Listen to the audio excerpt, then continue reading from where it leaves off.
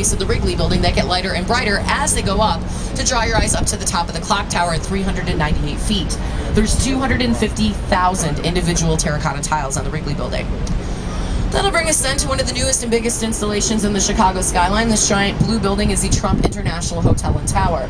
This is an Adrian Smith design. He did not want this building to dominate everything in the vicinity, so he designed it with a series of setbacks to give it some visual continuity with the more notable buildings around it. That first setback is about the height of the base of the Wrigley building back behind us. Second setback on the opposite side is about the height of the rounded Marina City towers, which I'll talk about in a minute. And the third setback is about the height of the former IBM building, which is the black glass and steel building coming up next door to Trump on the right. To give you an idea of the difference between those two, the former IBM building is 52 stories tall, whereas Trump is topped off at 96 stories. That gives Trump Tower a full height of 1,362 feet, making it Chicago's second tallest building. As I was saying, next door to Trump is the former IBM building. I keep using the word former because the IBM Corporation originally occupied it. They moved out a few years ago. But don't let the simple design of this building fool you. It's very important architecturally speaking because in 1971 it was the last American building designed by a famous German architect named Ludwig Mies van der Rohe. Mies van der Rohe was head of the Bauhaus over in Germany. He had to flee here to the United States. When he got here, he became head of the Illinois Institute of Technology. Basically, Mies van der Rohe was the father of modern architecture, so we're going to spend a little time talking about his design aesthetic later on. In the meantime, though, one of Mies' students from the Bauhaus, Bertrand Goldberg, put a very different design aesthetic. Goldberg created the two towers of Marina City next on the right. We affectionately call them the Corn Cob buildings here in Chicago. Marina City Complex was completed in 1968 to be a city within a city. Goldberg knew in the 50s and 60s everybody wanted to live in the suburbs. He thought if he could provide affordable housing with a lot of amenities, that would draw people back downtown. They have their own parking garages, marina, restaurant, bar, a bowling alley. They used to have a movie theater, but that has since been turned into the House of Blues. I don't know if any of you guys are Steve McQueen fans. He was an action movie guy. His last movie, The Hunter, they filmed a car chase scene at Marina City where they drove a Grand Prix off the parking deck into the Chicago River. And that was before CGI, so they physically had to do it. It was pretty cool. Next two buildings on the right we call Riverfront Park. Both were built in 1987, different architects. One with the black bay windows is currently the Westin Hotel, but was originally built by Helmuth Abada and Kasabam to be the Hotel Nikko for Japan Airlines. Even though it's not a Japanese-themed hotel anymore, they still maintain a Japanese-style garden next door for their guests. Green Glass building next door is a 35-story Skidmore, Owings & Merrill installation. Currently, it is home to the American Bar Association. So if anybody's got a good lawyer joke, now would be the time for that. They're all right there for you, billing you for hours. Coming up next then on the right, after the bridge, we're going to have a lovely red brick building. This is called the Reed Murdoch Center, built in 1913 by George C. Nimitz. This building used to be symmetrical, meaning the same shape on both sides. Not anymore. If you count from the clock tower to the right, there are 6 bays of windows. To the left, there's only 5. A 20-foot section of the building was removed simply to make way for the construction of the LaSalle Street Bridge, which we'll go underneath next. They say the Reed Murdoch building is haunted. That's because, unfortunately, a huge maritime disaster happened across the river in 1915. The Eastland sank. They had to use that building as a temporary morgue. Morbid but true. Waiters will tell you stories about lights coming on and off at night when they shouldn't, things moving around. It's pretty spooky over there at night. But on to happier things. We now have a brand new office tower next door. It was completed 2 years ago. This one is 785 feet tall and known simply by its address, 300 North LaSalle. What I think the cool thing about this building is they tried to be as environmentally friendly as they could. One of the many features they use is they take water from the river, run it through coils, and use that to help air condition the building in the summertime so they don't have to use so much electricity. A lot of other buildings along the Chicago River employ that same method of cooling, and because of efforts like that, Chicago has been voted as America's 4th most environmentally friendly city.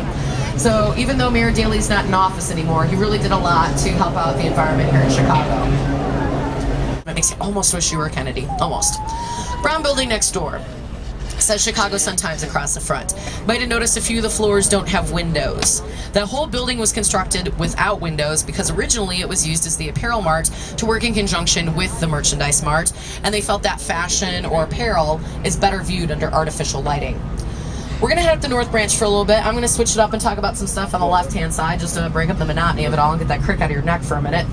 First building that will be on the left is in front of us right now. It's the white building that has blue windows and a slight concave curve. This is the residences at Riverbend, built in 2002 by James DeStefano.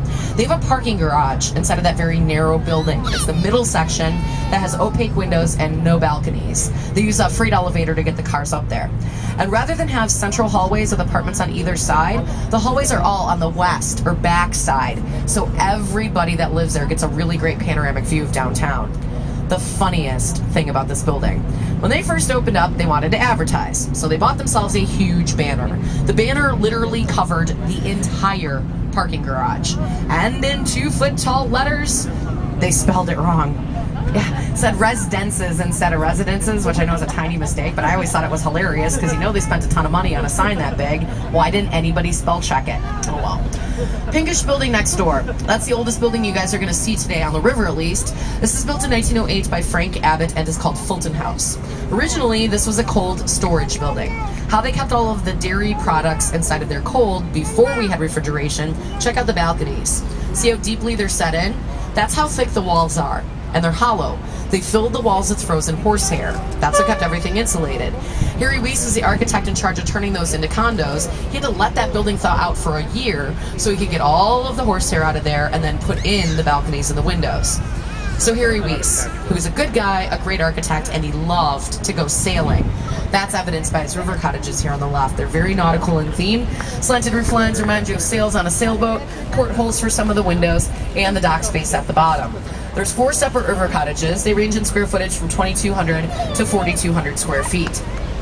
So this is the North Branch of the Chicago River, and the North Branch used to be very industrial, a lot of factories. So sadly, this was one of the more polluted parts of the river. You can see that in some of the older architecture along the way. For example, here on the right, we have the East Bank Club. They turn their backs architecturally on the river. They only have service entrances on this side. Windows are located higher up because they just didn't want to have to deal with the polluted riverfront. East Bank Club, by the way, is a high-end health club. That's where people like President Obama and Oprah work out when they're in town. So wave hi to Oprah, everybody. Oh, there she goes. You see her? She's running laps. Oh, she's quick like lightning, that Oprah. So they turn their backs architecturally on the river, but across the way with these beautiful red brick European-style row houses. This is called Kinsey Park. They treat the river as an attribute rather than a detriment. They've got their balconies that overlook everything, lovely landscaped walkways that are open to the public, so you can take a stroll along the river and enjoy it to its fullest potential. With all of these new residential developments springing up along the North Branch, you can really tell that we have made great strides in cleaning up the Chicago River. Not very long ago, the EPA had the whole river listed as toxic. We've put a lot of effort into it. We've got great organizations now like the Friends of the Chicago River. Those guys donate their time. They come around in little boats and they scoop out all the trash that people have so carelessly just dumped in. So they work on the surface. Meanwhile, the scientists are trying to come up with better ways to deal with the riverbed itself. Our riverbed is made out of clay. That clay is what's really clutching onto and retaining all those toxins from years ago. We're trying to come up with better ways to aerate the clay and get everything moving along. With people working together like that, we've seen vast improvements in the river system. Biggest of which would be the resurgence of wildlife moving back in. At last count, we have 63 species of fish that live in the river, so it's getting a little bit cleaner every day, and we're really excited about that. Speaking about being excited, that's Beth.